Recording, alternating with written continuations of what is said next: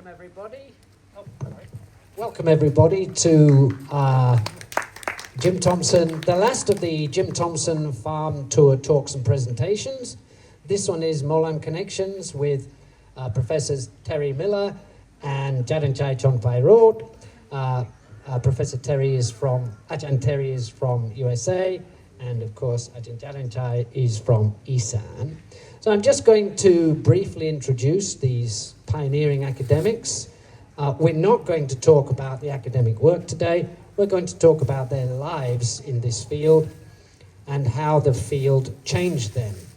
So first of all, I'd like to introduce Ajahn Terry Miller, who was born and raised in Dover. For those of you who know Britain, it's not in Britain, it's a small town in eastern Ohio. And Ajahn Terry earned a bachelor degree in music at the College of Worcester, majoring in organ performance. He then attended Indiana University to study musicology, but bad luck for him, he was drafted into the US Army and in 1969 was sent to Vietnam, where he served as a chaplain assistant. This was Ajahn Terry's introduction to Southeast Asia and allowed him to take a week-long leave from Vietnam, and he arrived in Bangkok in January 1970. I had not finished high school at that point, so that's a few years ago, 54 years ago. Anyway, he returned to Indiana for his master and doctoral degrees and decided to do dissertation research in Thailand on the advice of Professor Kamtorn Snitbong. He contacted Professor Jadanchai in Mahasarakham about researching northeast Thailand with the support of a grant. So he came over here with his family for 14 months, 3 in Bangkok, 11 in Mahasarakham, and he will, I'm sure he will tell us later, there were not a lot of foreigners in Mahasarakham at that point. But at that point, he met Ajahn Jadanchai, who worked with him on the initial research, and since then the two have spent the last 50 years on all kinds of different research projects.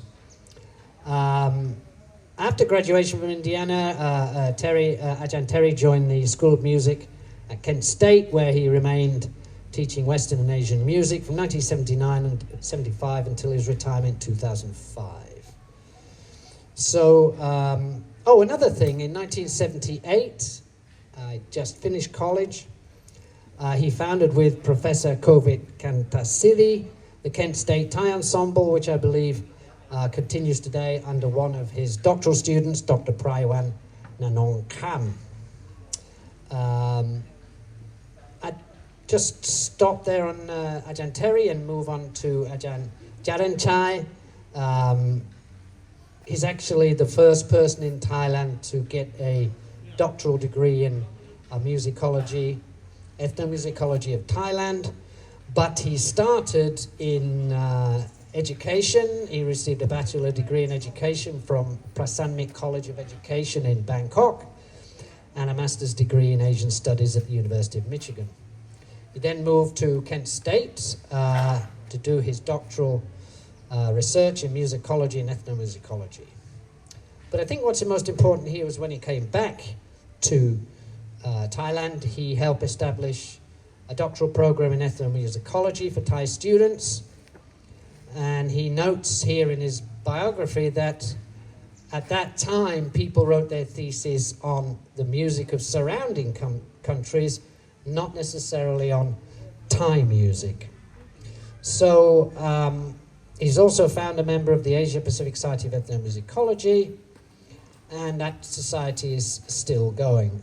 Professor Jadanchai is a prolific composer of Isan music, Thai classical music, pop music, children's music, and in fact I keep seeing on my Facebook page notations of the latest song he's written. I've got no idea how people keep up with this, but he does seem to be a prolific writer.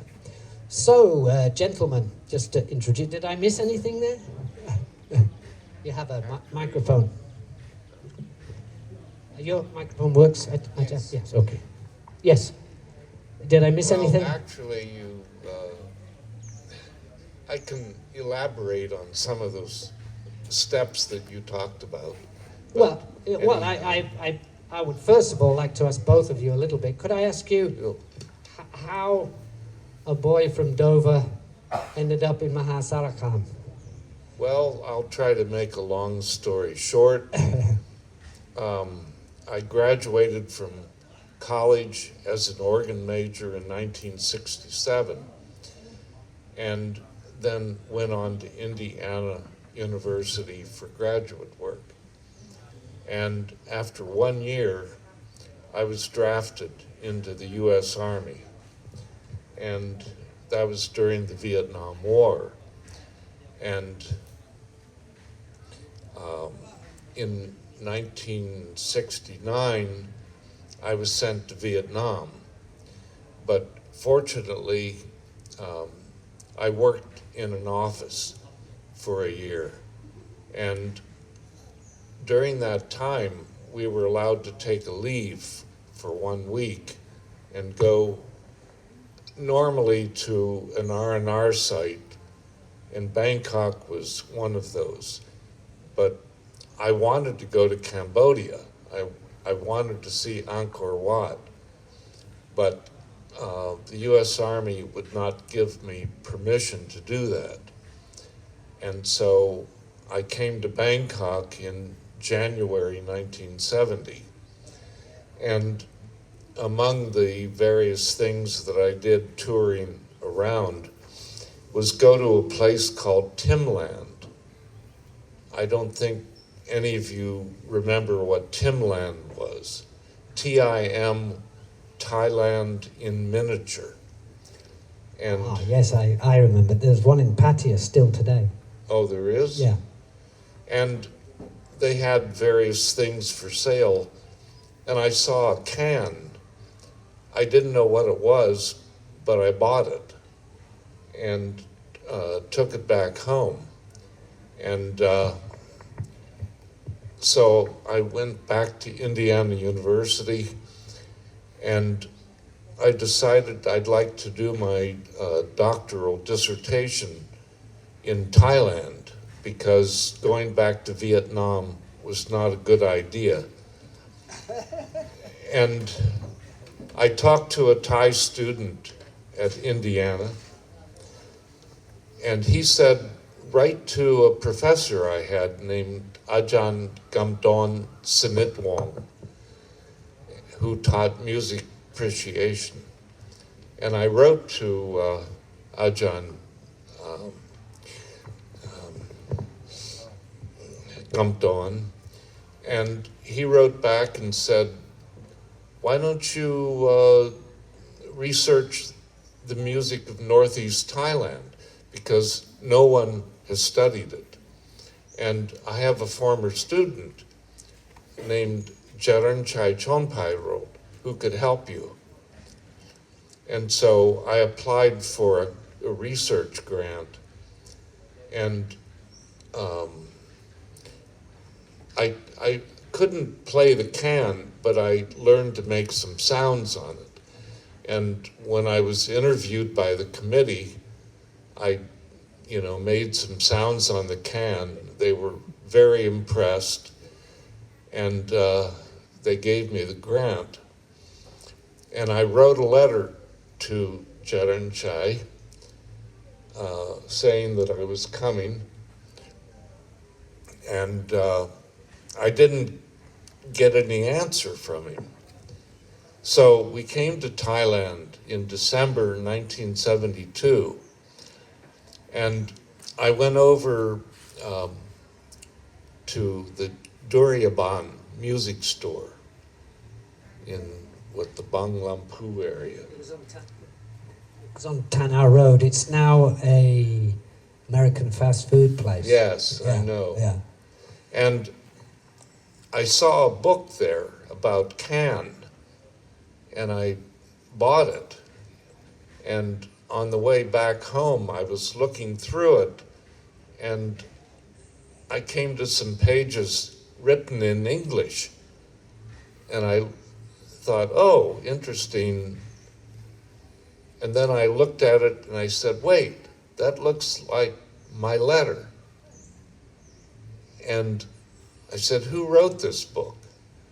And I looked, and it said, Chai Chonpai wrote. And then I realized it was my letter. So he published my letter, but he didn't answer it. And I think the purpose of the letter was to say, you see, at that time, Isan culture was not respected, and no one thought the study of Isan culture or music was something important. And he was saying, look, a foreigner is interested, so it must be worth something. But actually in Bangkok, people told us, don't go live in Isan. It's not a good place to go. Just stay in Bangkok and go up on weekends and do some research, but keep your family in Bangkok. And we ignored that. And after about 2.5, 3 months, we moved to Mahasarakam. And when we got there, Jananchai, well, I made an exploratory trip.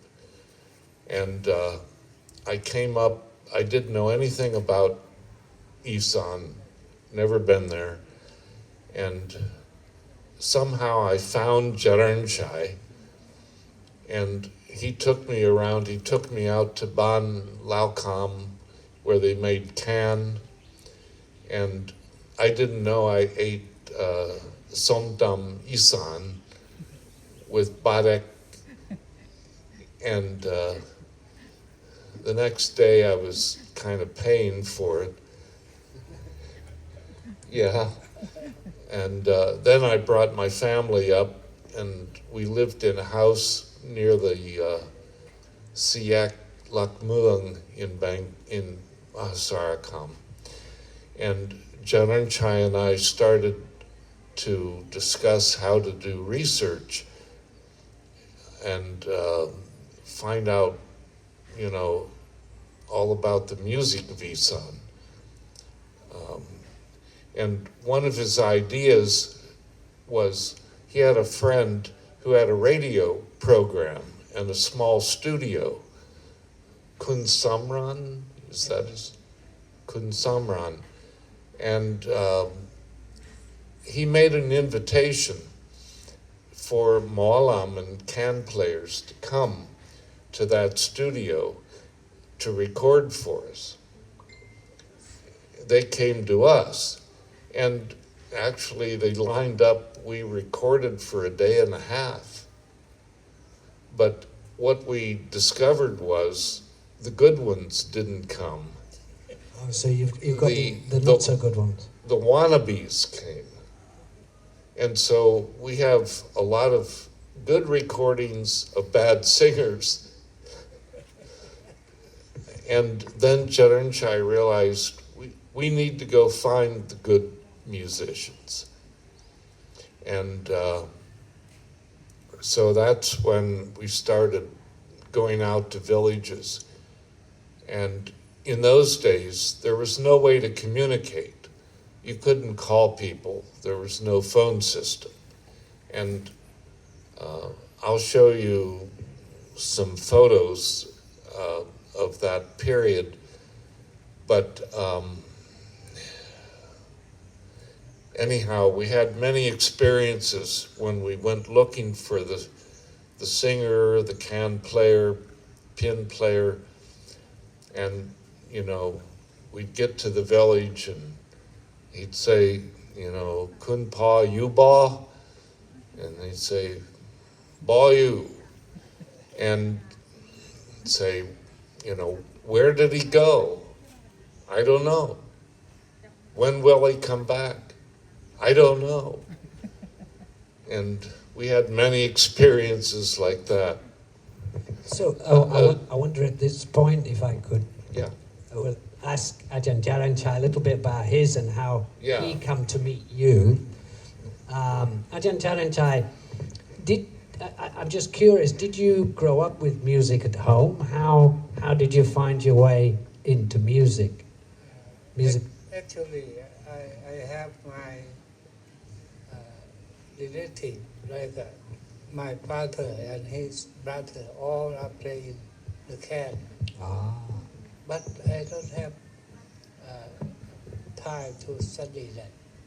So I begin with the Thai music, classical music in Bangkok.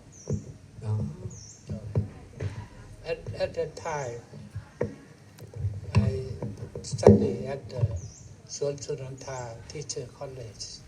In Bangkok? Oh, It's on CIUT Road, I think. yeah, Right? 2 years Yeah. of the study.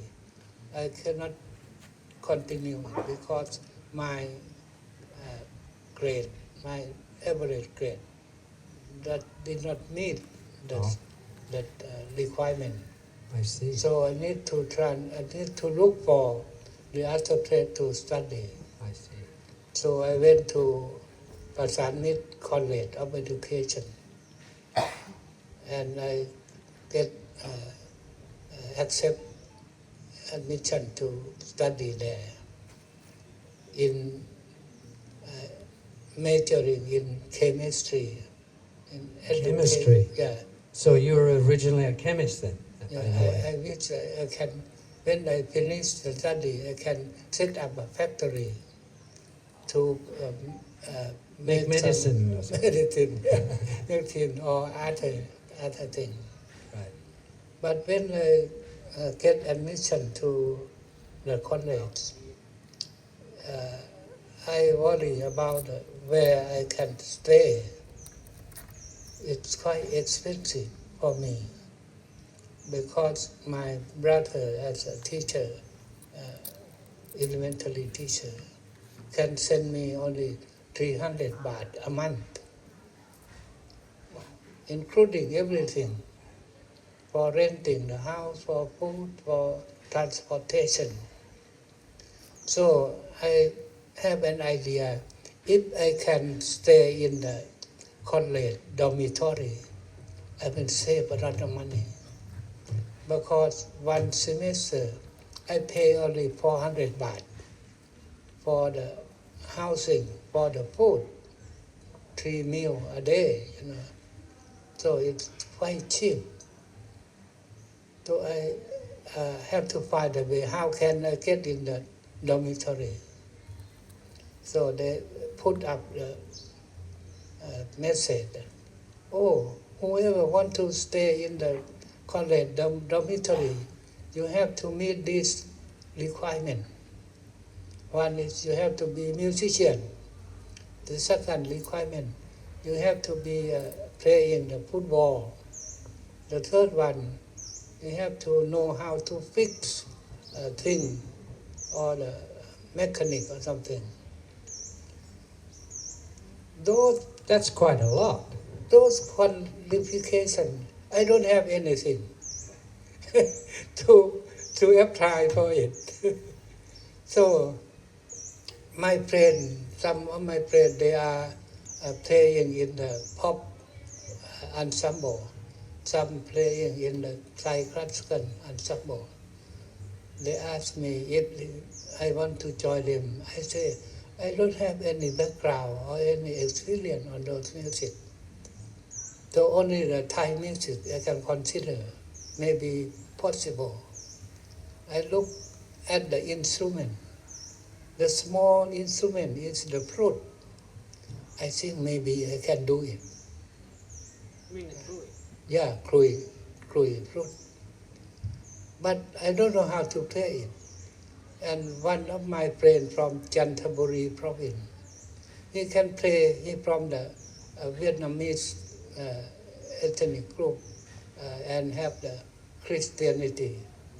He know how to play violin, how to play sodor, and other instrument very well.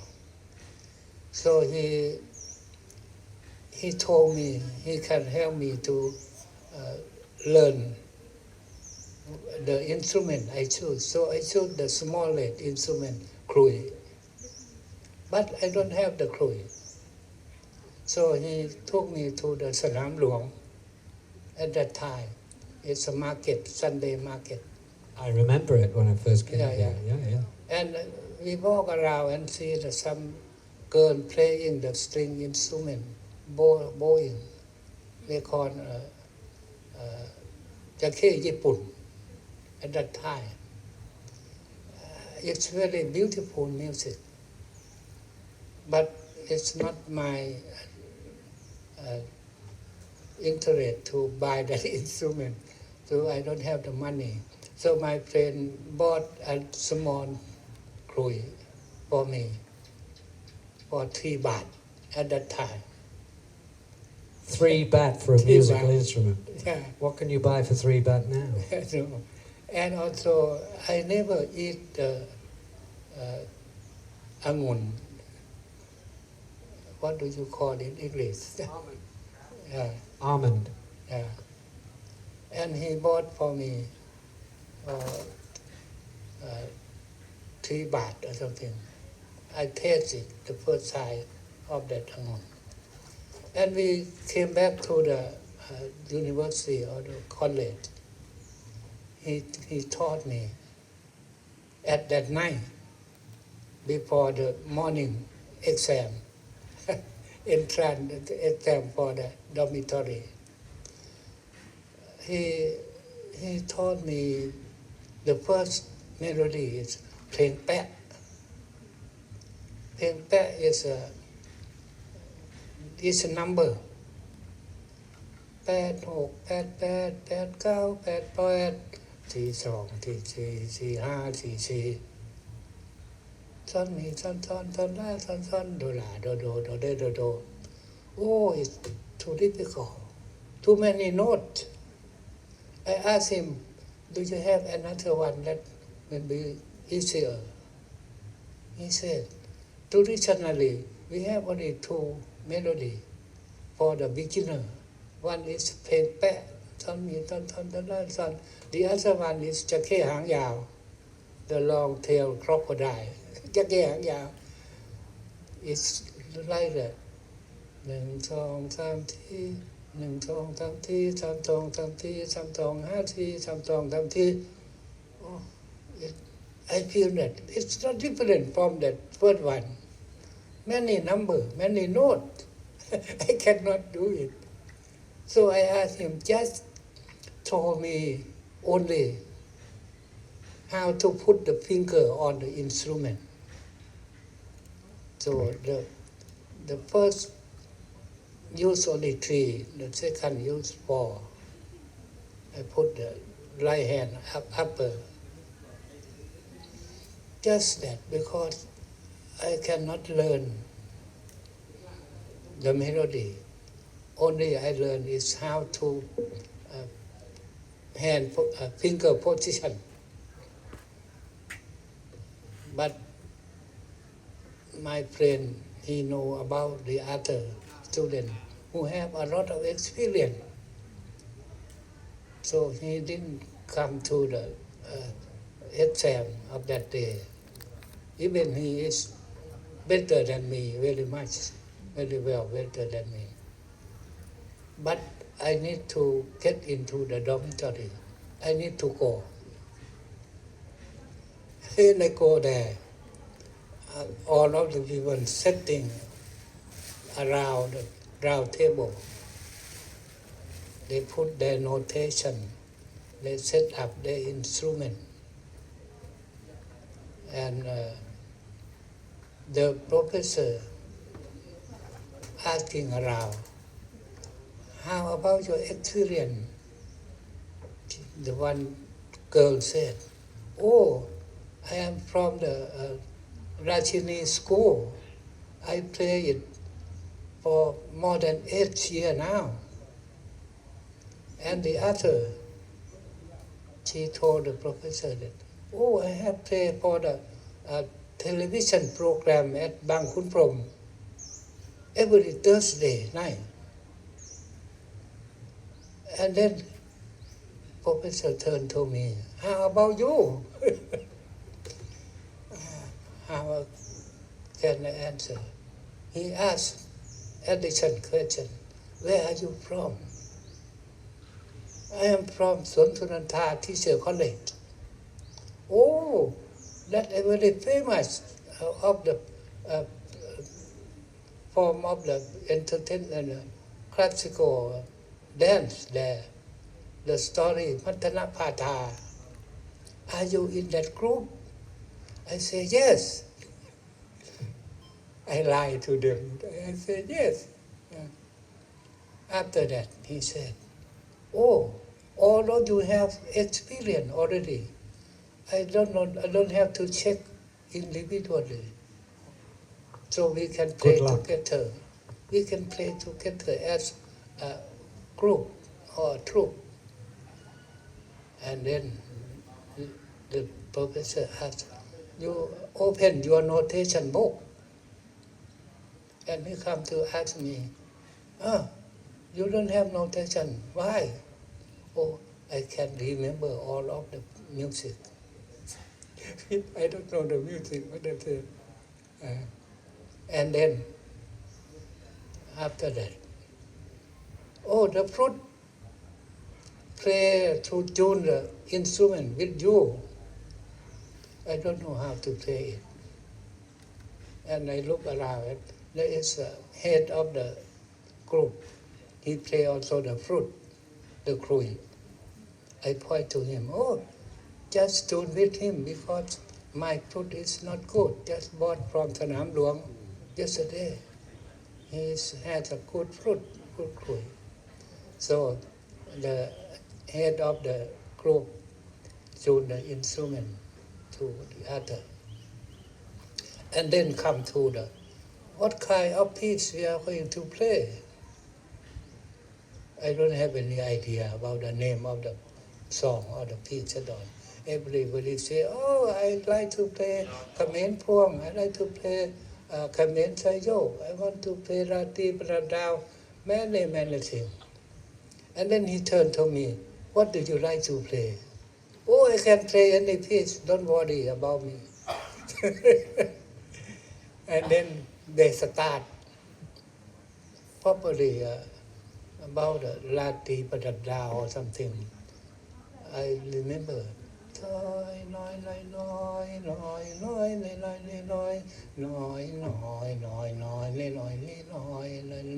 And then everybody follow that, continue. So I just wait for what point I can join them, because if I just set one note, if it's come to my note, and then I play it loudly. Otherwise, I just try to make fingering moving. No, without any sound. No sound. Did they find out that you were actually I not the will give person? you later the answer of that. But shorter than 1 hour, yes? Yeah. Oh, thanks. But after the ending of the performance at that time, the professor said, oh, beautiful music. Especially I like the way the flute player. He didn't look at the notation, but it make music more beautiful, more lively than the other who use the notation. I know that. How can he speak that? But you ended up playing a whole range of Isan instruments. Oh, I feel very, uncomfortable during the play, the performance of that. And the teacher said, oh, we have 7 minutes left. We should play another piece. Oh, I almost die out. You play Lao Dong Dian. And then after the end of the performance, the teacher said, you come tomorrow morning and look at if you pass, we will put your name in the list. I afraid to go to see it. My friend came to tell me that, oh, you are in the list. 6 student because there are only 6 persons apply for that. Most of them apply for the Western pop brand, that one, but not the Thai classical music. So I have that chance to get into the dormitory. When after that, the students go to their group, but I didn't show up at the Thai music group. I went to the football field to play with the group of football there. And the teacher asked, "Oh, according to the list, we have 6 students, but where is the other one?" My friend told him, "Oh, he cannot play it. He afraid to come." So he played football in it. And the teacher said, "Go and get him. Don't worry. I will teach him to play the music." When they came to the ensemble, he just tell me, "If you don't know how to play, just listen to it. And you can learn little by little, day by day." Is that how people learn traditionally in Isan too? Just following, listening, following? No, listening, and she just teach about the principle, how to pluck, how to bow in and out, pluck also in and out. There is principle. So from that, I can play the flute, I can play the fiddle, can play the jake, I can play the kim, all of the instruments in the string ensemble. I can play all of that. Could I ask you then how you transferred the skills you learnt in classical music to learning an Isan repertoire? Oh, after I finished the 2 years of Sontananta, during the summer, I got back home. I interested and learned from the Molam, professional Molam, nearby my village. Molam Toye. How about pin and these other ching and other instruments too? No. Ching you would have learned from classical. Just anyway. only the can. Oh, okay. And I also introduced to Terry to make a recording of that Molam, the bride person, near my village. Is that the ones you did that are they it comes out on an album, I can't remember the name now, black and white covered album. They're field recordings. I've got it here at the campsite, that actual record. And in fact, I played it for 70 journalists. One of the first Molam I played in my DJ set just down here. I had many people asking me, "Where is that from?" Yeah. The one that he, in his photograph, I see that they with the Molam Yun, Lam Phun, or something like that. Molam Toye, the bride. So Ajahn, at this point, we've got to a situation where we know how Terry got here, and we know how you were a footballer and not a flute player who was a flute player. I think that's the right way. Yeah. And then Terry mentioned how he was introduced to you. So now you've decided to do research. Perhaps the two of you, with some photos, can tell us a little bit about the context, the situation in which you found yourselves. The reason I ask is because this links in with our exhibition in this corner over here, American Isan. So the first time, Terry did not understand the situation of the Molam. He thought the Molam has various level of education, but at the time, the highest is 40, and grade 4 of the elementary school. And completely different with the people who are playing here today. If you're a Molam, you will have written a glon and performed it as your thesis. You will have done the same as a pin player, as a dancer.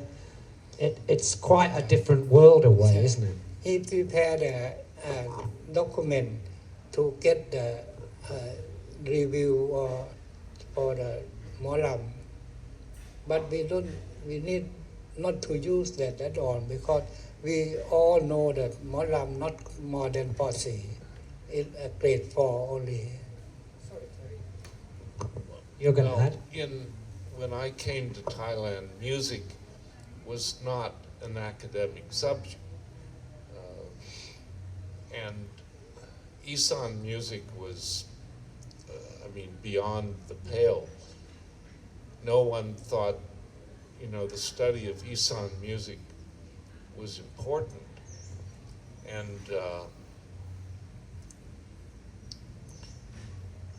anyhow, coming to the Northeast, I really had nothing because no one had written much about it. James Brandon's theater in Southeast Asia. Oh, it's terrible on North. That was... I know what you mean. I have the book at home. Yeah. And also, I won't say the name of the person, but when I was at Indiana University, they had a Thai student in anthropology, and she wrote a paper about Isan music, and the professor gave it to me to read, and I didn't know, but some things didn't make sense. And when I came to Thailand, I tried to meet her, and every time I would try to meet her, she would disappear. And it was only, a year later, after I had been to Isan, I realized she made up the whole thing. The paper was just fantasy. I suppose you could do that since no one else had written anything. There's no reference to behind it or anything. Right. And so Jalan Chai and I were out recording in villages, finding, singers. Some were quite famous. We recorded Molam Boonpeng. She became a national artist 20 years later. Yeah. And I met Chawiwan Damnan, and we recorded Molam Ken Dalao. My favorite. But recording in those days, I had a Tandberg 11 open reel audio. That's a reel-to-reel. Reel-to-reel, and it was hard to find recording tape. I think I bought up almost every roll of BASF open reel tape in Thailand, and the machine took 10 D batteries to run it, and the batteries didn't cost much, and they didn't last very long either. So I had to carry tons of batteries and change them often. But the batteries I took out still had a little power, and I handed them out, and people used them in their radios.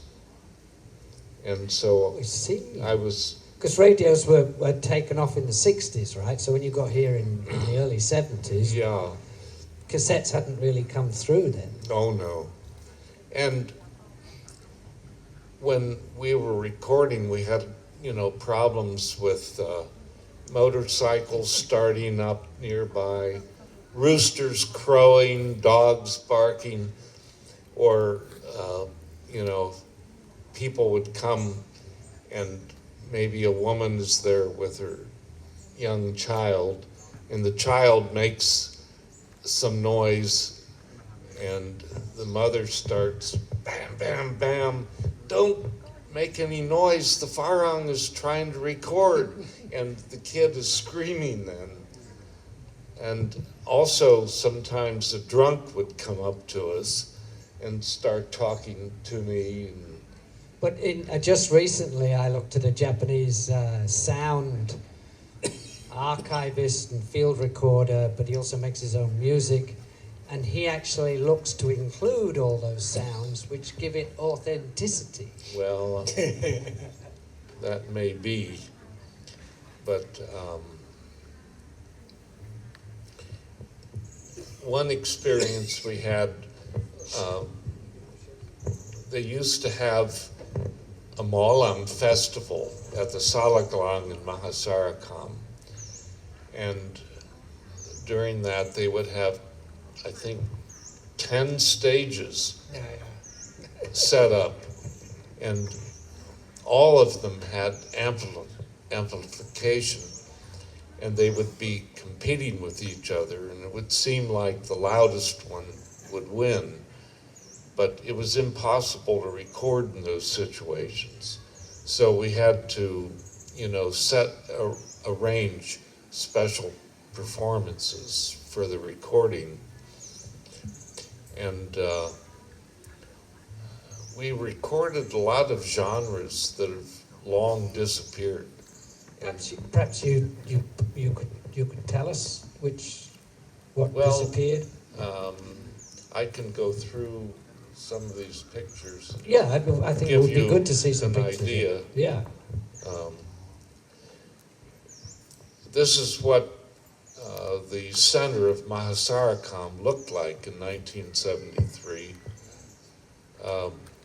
Now it's crowded with traffic and so on, but I think that market building is still there, at least the facade. This looks familiar. Is it still there? I don't recognize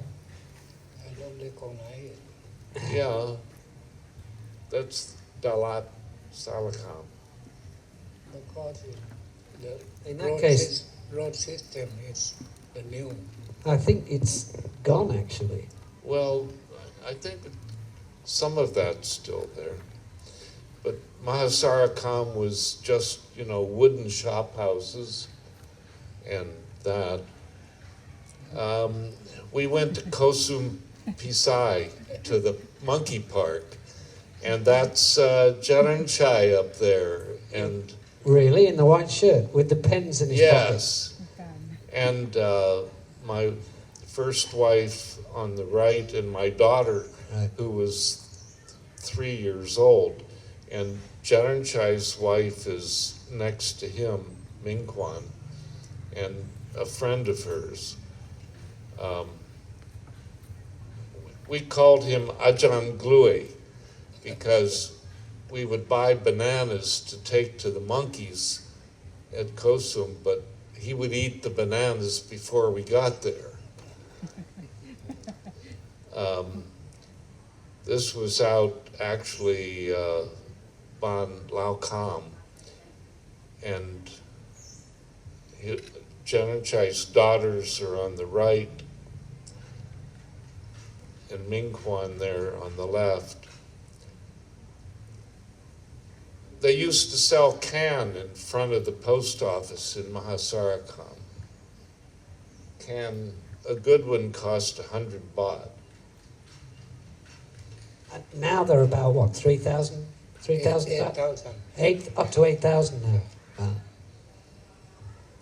But also, at that time, Guitio was 3 baht, and a bus ride across Bangkok was Song Salung.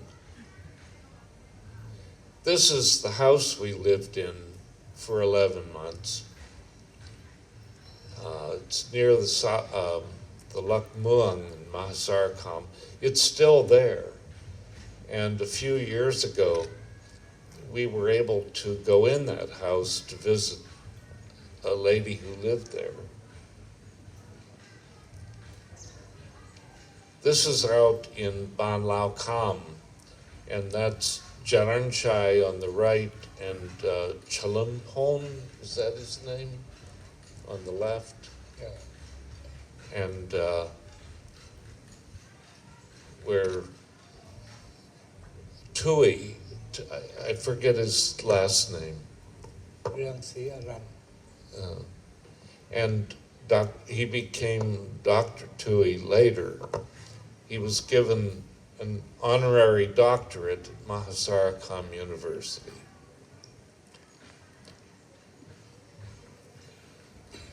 And he showed us all the steps in making the can from beginning to end. And that leg bone of an elephant. Yeah, thigh bone, yeah. Yeah, thigh bone. His grandson still uses that. When I went to talk with Sombat Simla's can maker, he said his was between 80 and 90 years old and was used by his previous generations. Yeah. So they do last a long time. Just for fun, I asked a Samlar driver to sit in the seat, and I got on the bike. I didn't really drive it around, but that's the way we got around in Mahasarakam at that time.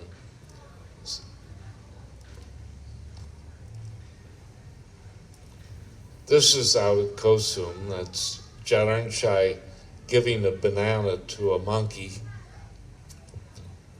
The ones he didn't eat. Yes. And that's in his uncle's house in no, I think it was เมียร้อยเอ็ด Nong Kuang. What your village? น้องแวงควง แรงควงแรงควง แวงคว น้อง งแรงควง Nong Lang Kuang. Yeah. And actually, he's looking at a Harvard Dictionary of Music that I got for him. But my photo also kind of says, this is what men do in the village. The women were out working. Yeah, that sounds about right. I don't think anything has changed. And this is going out to try to make a recording. Jaranchai had a car, and that day we got stuck in the dust, and they had to go find some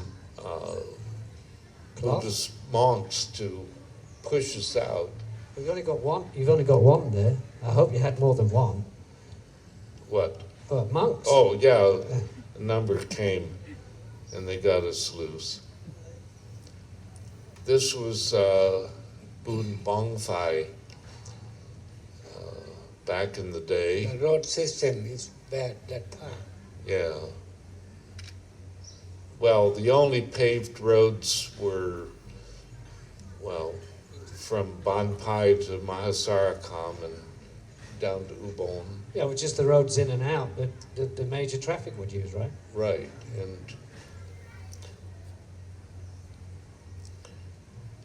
this is up near Galasin somewhere, where we interviewed someone really old who told us about the history of the Bonglang.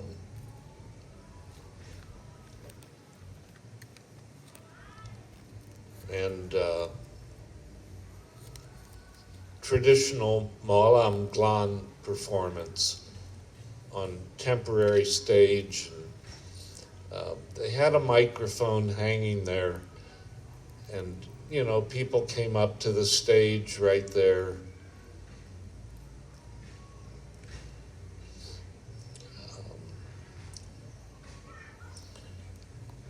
Those are Jaranchai's kids and weaving a mat.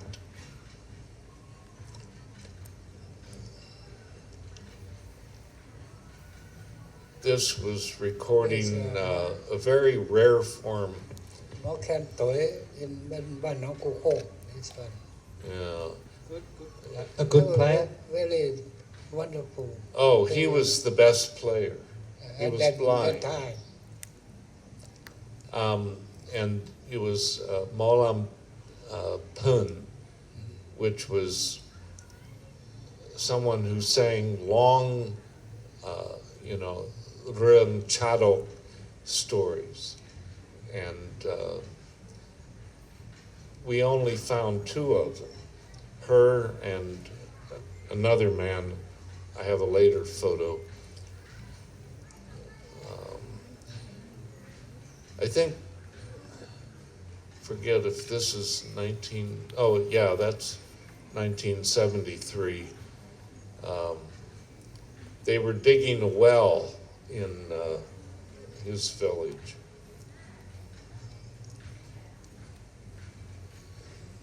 Here, he was interviewing a famous Molam, I don't remember who. And he won the FA Cup. Huh? That looks like the FA Cup, smaller version that they win at Wembley in the football game every year in the UK. Kampong. His name Molam Kampong. Oh. Kampong, who claimed that he wrote the Long Kong poetry for Molam. Did he? I think it's someone in Ubon have the full version of that, but he cut only on the second half of it for Long Kong and very popular. Molam Kantong sang it later. This is during a private recording. He's got 70s trousers on. Slightly flared trousers. Yeah. How do we get to the other PowerPoint?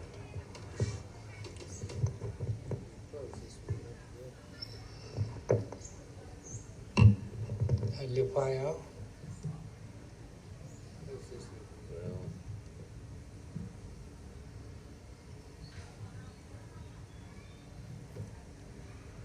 I need to. Where's the tab? Look for the.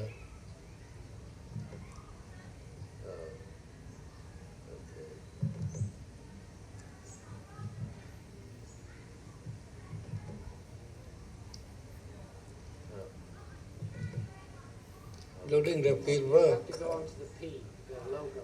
Logo. Sound music.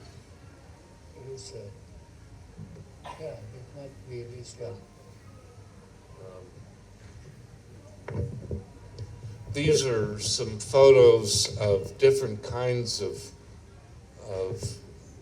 things that we recorded. Look like a student. Yeah. Show the paper during the conference. Yeah. Yeah. Well, I thought it was going to be that. And this is what the stages looked like in those days. Actually, in the 90s, when I built a house in Buriram, we had a stage that's almost identical, but no roof, no ceiling. Yeah. Mic dropped down, Yeah. and then a curious thing they did was they put banana leaves all the way around it, soaked them in kerosene, fired them up, and got rid of all the flies and the bugs, and amidst the smoke they came on and did their performance. Oh. And the stilts it's on, they made from cutting down coconut trees and cutting them to length. So yeah, temporary stage. Very similar to this, but the microphone that dangles down is gone now. They Yeah. don't use that at all. Right. So that's Lam Klon, which was the dominant type at that time. You saw that photo in the other set. This photo I like. Yeah, that was actually during, I think, part of a Boon Prawet festival. over at a temple near where we lived. It's This is the Suntra Pirom troupe, which was resident in Bangkok. the And first they played on resident the Molam radio. band in Bangkok. They're still going. I've seen their new generation play for wealthy kids in Tonglo area. Oh. They turn up with a very small unit, maybe 4 or 5 people only, but they have a bigger troupe when they do, temple fair or something like that. But they're still working in Bangkok 50 odd years later. Well, we went to them and recorded. This was also done there. That's a delightful photo.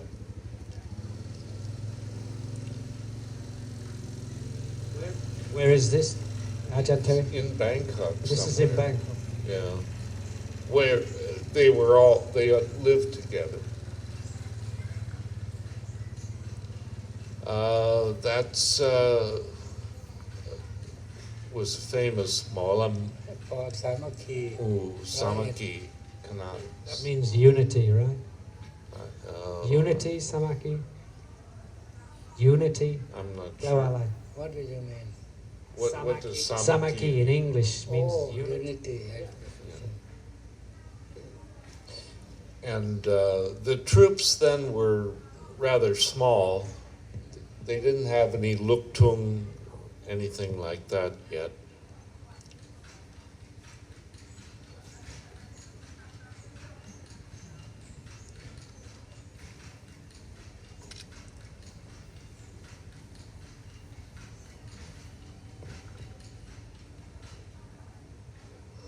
Some dancing.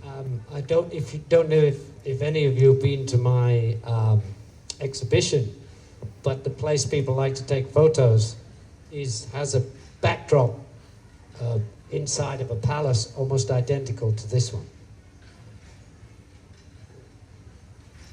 Yep. Backstage, getting made up.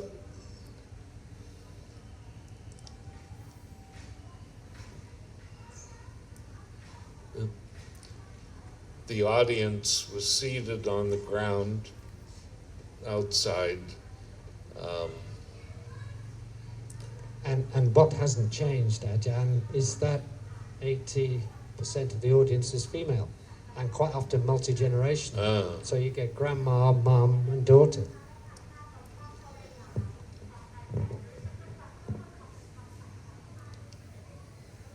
And when I walked around taking photos, because there were not many Farang in Isan, people would often clap and cheer to see a Farang walking around.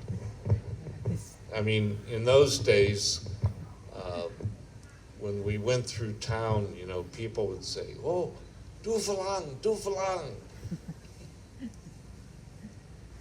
That was a student named Tewin Promnigon. He lived in our house for a while, and he was helping do the interviews with troop leaders. Later, Tewin went to Bangkok and studied music at Ban Somdet Chapriya and became a music teacher in Singbury. But he came from Royad, and we're still friends after more than 50 years. This was Waikru for a kind of theater, either Lam Mu or Lam Plun.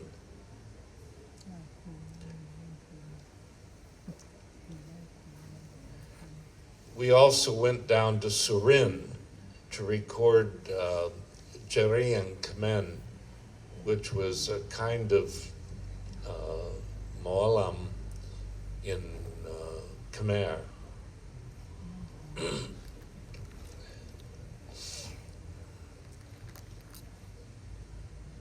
An old form of Molam that's long, long gone called Molam Gap. Gap were like grop uh, Captain. two Castanets. pairs, and he accompanied himself making clicking sounds. I've never seen that at all. No. Never. We have recording of it.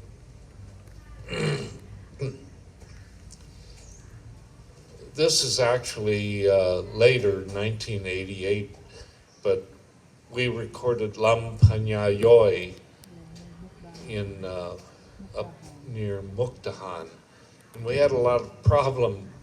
The singers were on stage, and they had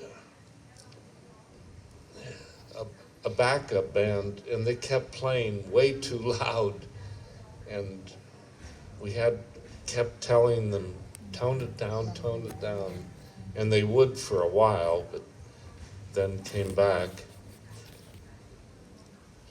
This is back in 1973, Lamphun, and he... Wait a minute, is that Dao Van Dorn? No. No, It just looks like. I don't know his name now, but he could perform many stories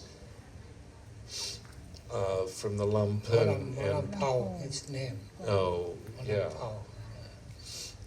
And the stories lasted 2 to 3 nights, and it was all memorized poetry. And you've seen that photo. She was the other Lamphun. Usually she is a Molam Kron, but he just demonstrates Specialized in one. Molam Kron. Yeah. But he just try to sing for Terry, for recording, and how the Lamphun melody go.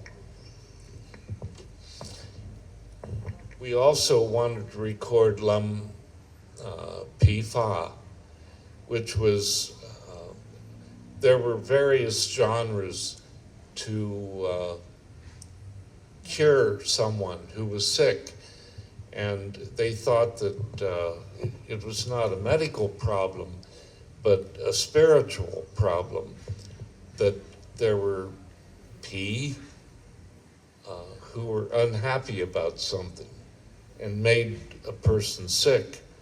And so they had a ceremony to ask the Pi to come and inhabit their body, and they could ask them, you know, what is the problem and how to solve it. And the problem was that there was no way to communicate, and you didn't know when this would happen. And so we were lucky to be able to record 2, but this one was done during the day and was set up for us, but I think it did involve someone who had been sick, and that kind of ceremony could go on a long time, I mean, hours. And I'm correct in it's just usually one male is just the Ken player, and the actual ritual and performances are done by women. Is that correct? Yes, that's right. This, they called it Lam Tai Tung, and what was the can player's name? The blind can player? I don't remember, but Tai Cheng means the one who stay above.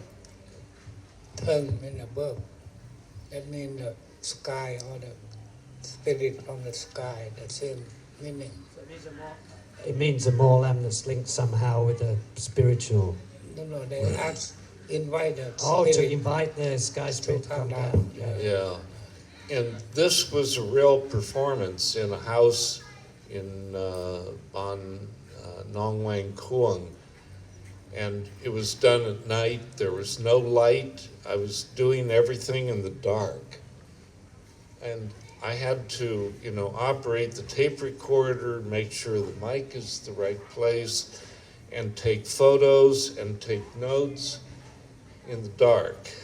And it went on for, I don't know, maybe 3 hours. That was the ritualist doing part of the ceremony to bring down the spirits. Yeah. And white crew, that was That's the white crew. Yeah? the altar.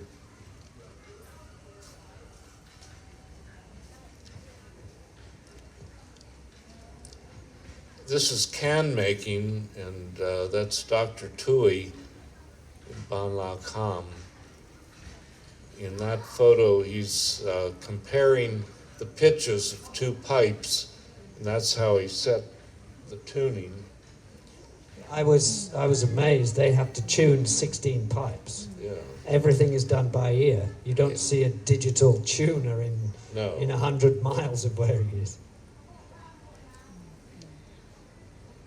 And actually, Ajahn Terry, when I think about it, if you just list the rough jobs a cane maker has to do, metallurgist, acoustic engineer, carpenter, Yes. material specialist, Yes. insect specialist, because you've got to get a certain kind of insect. Kisu. Hisu, yeah. So it's actually a job with quite complex set of skills that you have to learn. It is. You have to start from the lowest pipe first, lowest note, Right. and then to make it its octave. They told me also that the wood must be less than 1 year old or it will split. No, I mean the bamboo I mean the bamboo, yeah. must be more than 1 year, Yeah. but not more than 2 years. Oh, okay. It's And now it comes from trucks come down from Laos because the traditional place, correct me if I'm wrong, is Galasin Mountains, Yeah. and it's gone from there. we don't have enough bamboo tree to make the can, so have to order from Laos, and the Laos just cut it without checking the proper size or proper age, because they maybe only 1/3 of them can be used to make the can. The other can make the tea or the wood, something. Yeah. The raw pipes are very long to be. Very long, and they need straightening through with that special instrument, the monkey claw. Yes. And I noticed they use a metal rod to help straighten them. And they also, when they store them in such a way that helps Yeah. straighten some of the stock. But the can maker's house, you'll see 15 feet long pipes. And up in the fact, sun. people are still ordering the Ken Gao, the really tall one, goes up to Yeah. 2 stories of a house. I had a can gao. They're still being ordered from some people. Oh. Yeah. They said, Mr. Bunda is Sompa Simla's can maker. He said to me, I did one last month when we went to see him Yeah. in 2017. Well, they use can gao for lampun and can bat for lamglan. Formerly, they'd use can jet. And it was an Englishman who suggested using 8. Oh. Yeah. That's So it. the big one is hard to play because they use up a lot of air. I took a can apart to show the cross section inside because the length of the pipe determines the pitch, but to get all of the pitches, actually the pitch holes are hidden inside.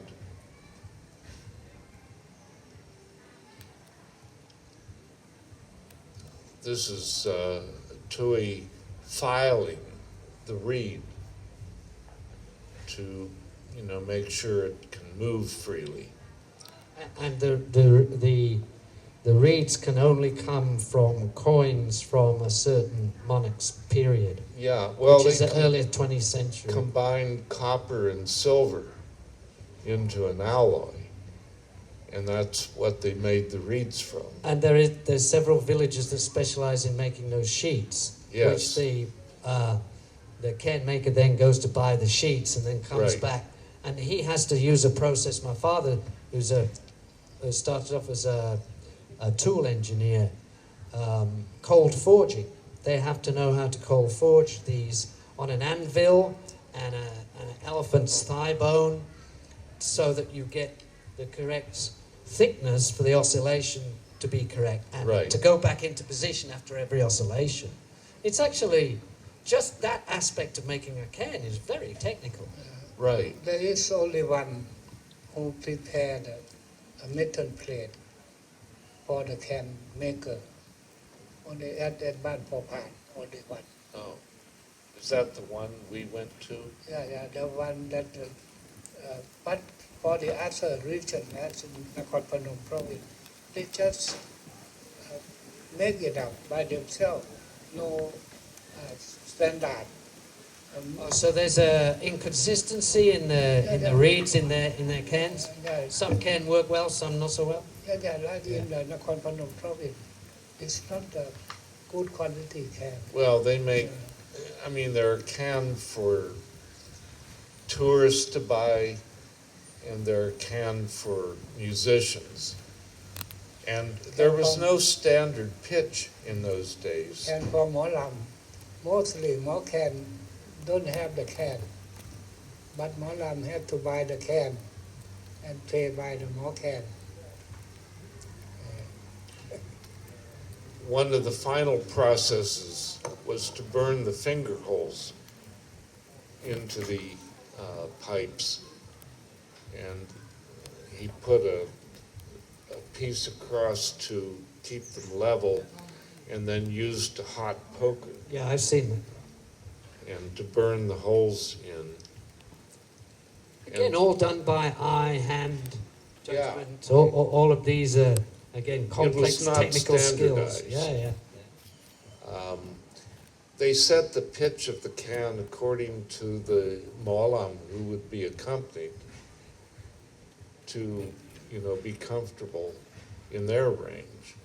I mean, now people are talking about, I want a can in C major or certain key, but nothing of that was known at that time.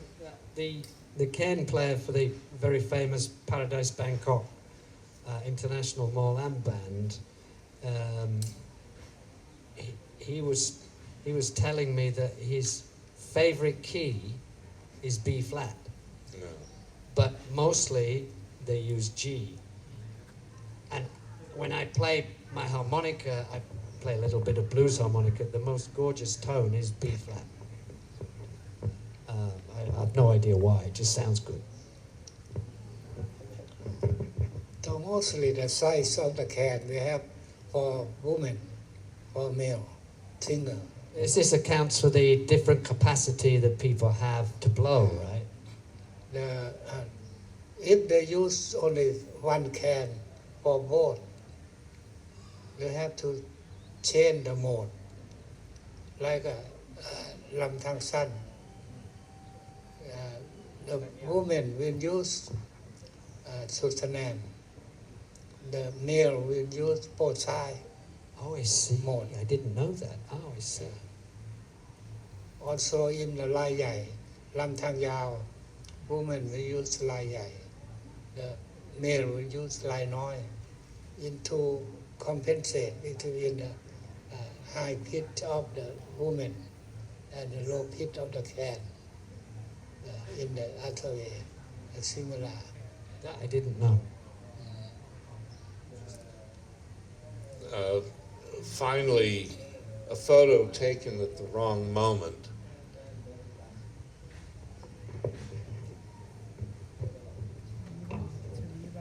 Yes. He's got that going. Yes. Anything else? No.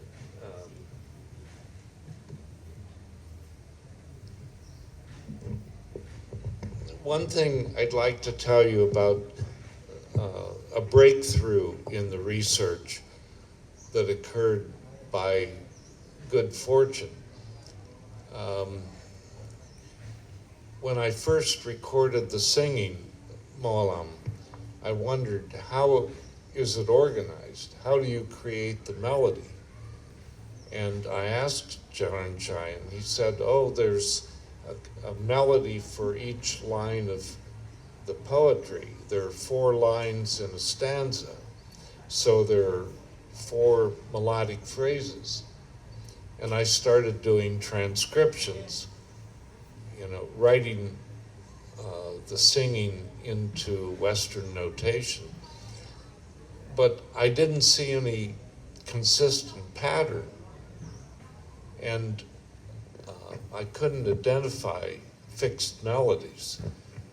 And I went back to Charanchai and I said, I don't see that. And so quite a few months went by.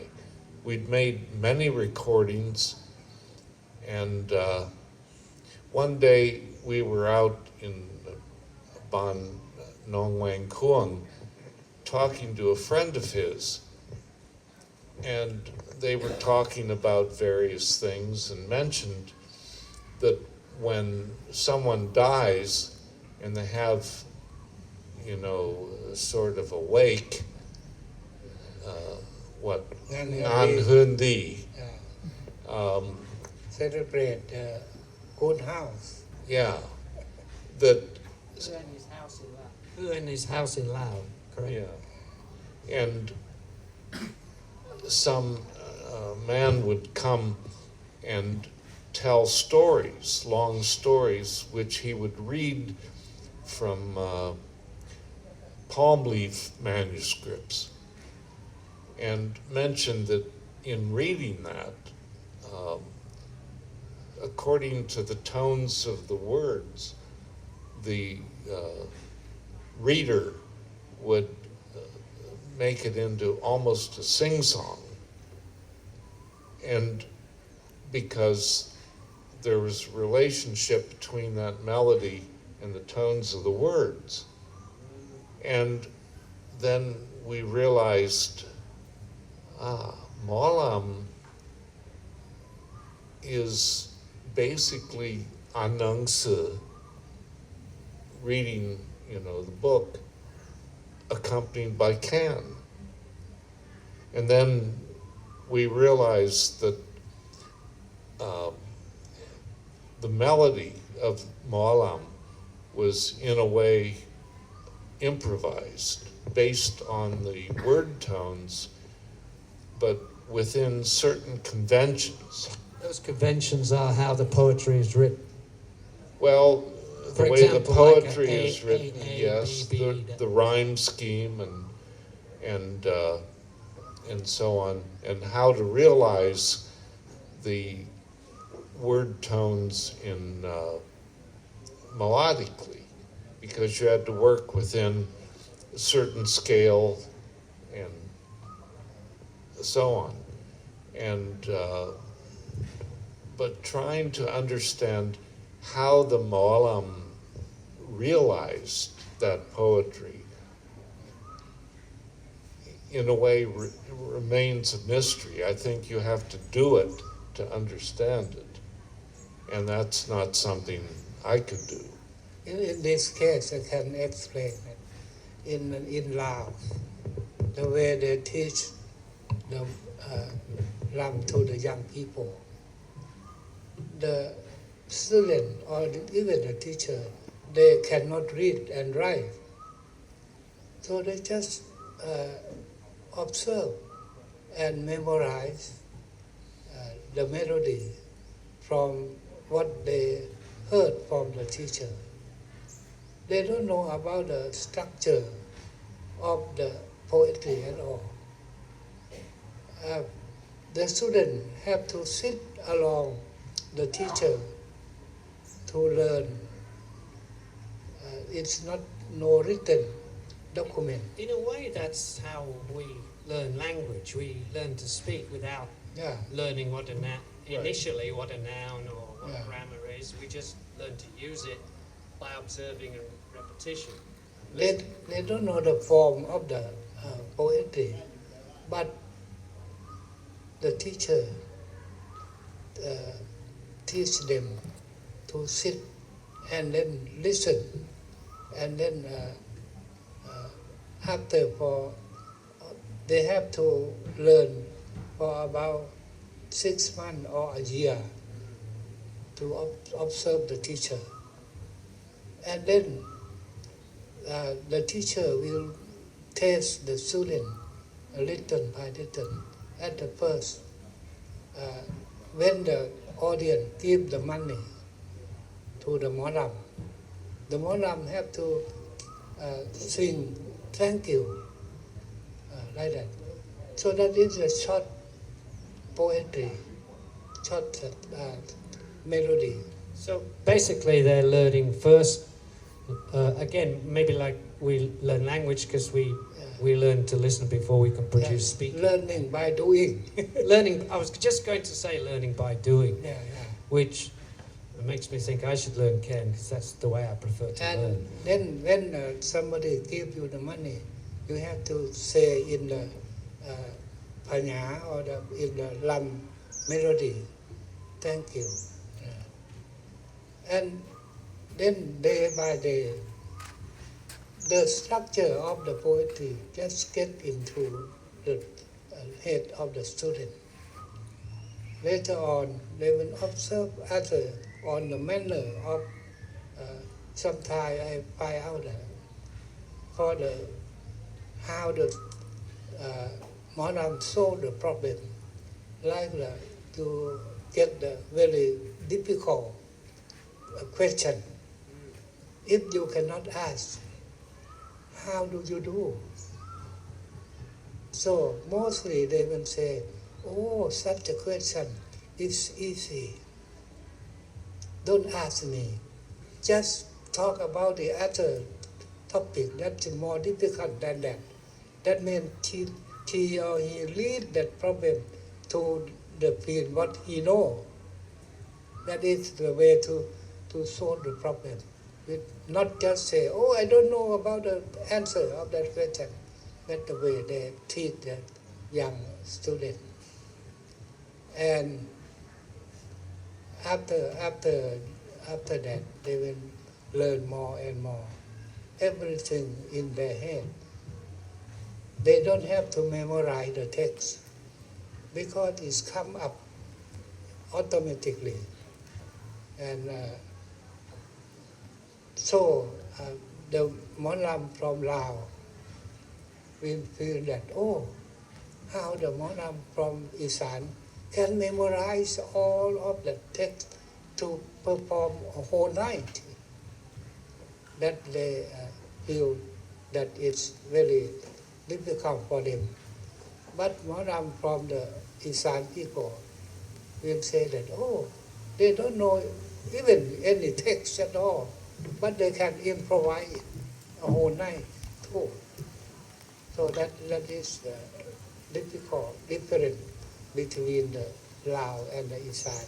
Well, I'm going to just summarize briefly and thank you both for coming today and talking about Molam and your experience of it.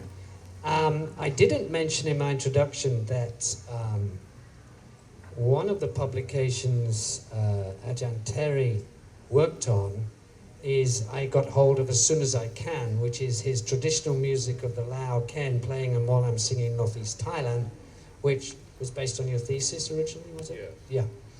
And I have a copy of that. If you're interested in Molam, I highly recommend you get it.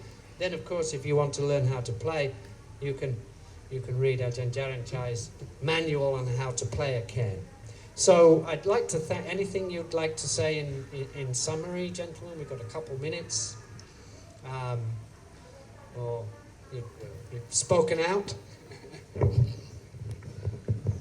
Well, much more could be said, but I just want to say that meeting Jaranchai and making it possible for me to do the dissertation changed the course of my life. And then because I was able to get him to the United States and he was able to get a master's and PhD, I'm sure it changed his life. And by getting that degree and specializing in the music of Isan, the study of Isan music and by extension Isan culture became respected and accepted. And that's why I said after we met and worked together, our lives were never the same again. I mean, took a different trajectory. Yes. One of those. Yes. And so we've been friends and colleagues for now over 50 years. Okay. I think so. Seem longer. Would you like to say anything? For my part, I also want to thank Professor Miller for helping me in many aspects. At first, he looked for he can get a Ford Foundation fund to support me to go to study in the United States. And whenever I have the problem, he saw and helped me to pass those difficulties. And finally, I get PhD under his advice, and he is advisor of my dissertation, รำครสวรรค์ Southern genre, vocal genre of Southern Laos. And it's, I think even nowadays, I appreciate my own dissertation. He has helped me a lot in organizing the chapter. And after I get the degree, doctoral degree from Kent State University, I came back to Mahasarkhan University and set up the music program for a doctoral program for Thai students. I waived the qualification for if you want to study a doctoral degree, you need to have a music degree in the master program, but I waived that because we know that in Thailand we don't have the music program before. So there can be a master degree in law, master degree in culture, master degree in social science. They can come and study in doctoral program at Mahasarkhan University as far as they are musicians or singer. So for the first group of students, we have 35 students and 34 passed it to get the doctoral degree and work in various universities in Thailand and become president of the university, become the dean of the music college and other high rank official in Thailand. So that is because of the help of Professor Miller to make the Isan music have nobody can look down at the Isan music anymore because they have the prestige, they have the degree, they have the knowledge, and some of the Molam who graduate from Mahasarkhan University get to be the national artist, Molam Dantri Srivilai. So now the public cannot look down at the Isan music. And every year, a lot of students apply to study Isan music. That's a great. Yeah. That's a great point there. Yeah, For, because during their study, Yeah. they can work, they can earn the money right. for themselves. Right. So this is because of Professor Miller and my work together Okay. to make it happen. Right. I'd like to thank both of you for coming here today and sharing your knowledge and love of the music with us all. I think that's a really nice point for us to stop, and I hope you will keep researching and giving us poor fellows some of your inspiration and insights into the music. Thank you very And much. I'd like to thank John Clewley and the Jim Thompson Foundation for inviting us. Thank you. And, So, thank you very much, everyone.